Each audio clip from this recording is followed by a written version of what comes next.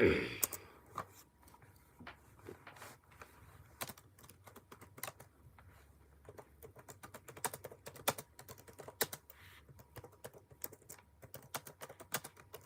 best friend, yours be. Just as I was feeling the relief of having escaped an uncomfortable situation, I looked over my shoulder, and there he was, a few meters behind. I had the distressing feeling his eye had just looked away the moment I turned.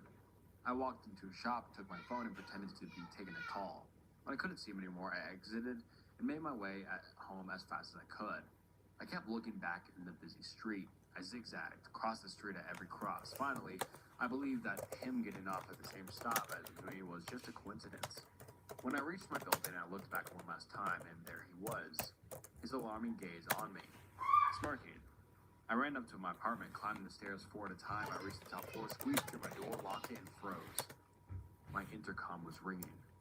Don't ask me why I picked it up. I regretted it the moment I did. I could hear the opposite, flat intercom ringing as well.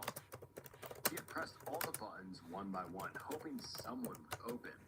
But now, he knew my name. Gabrielle. Oh shit, I felt like a deer in the headlights. Frozen. Open the door. Please, said a pleading voice. I just want to talk to you. Somehow I couldn't move or speak. Come to the window, he added. Look at me. You'll see I'm not a bad guy. Something clicked. He wanted to locate my apartment in the building. I was not going to make that mistake. I hung up in shock. I waited by the door without moving for what seemed like hours. When I finally managed to calm myself, I called my long-distance boyfriend. Call the police, he said immediately. Why didn't I call the police? I don't know. Today it would have been the first thing I would do. The fear of making a big deal out of something not important, perhaps. What an idiot I was. I called my best friend instead. I didn't want to feel alone. I told her all about it, and after a while I felt better. Safe. We started laughing. Suddenly the intercom rang again. 2 hours had passed since I'd come home. I answered. Gabrielle, said the voice. Open. Please. I still remember the chills I felt. He was still there. He was there all this time. I was silent. Petrified. He was silent, but I could sense his trepidation. Gabrielle, let me in. I'm so thirsty, he said. Just give me a glass of water.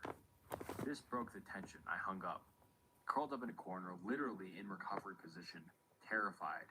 I waited. I was too scared to make a sound. I knew he couldn't hear me from the hall, but I was scared to even breathe.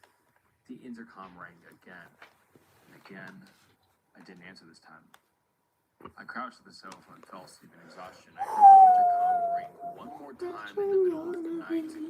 I woke up in the morning afraid to leave my apartment. I called my dad, who came to pick me up. There was no one in the hall, but there was a note in my mailbox.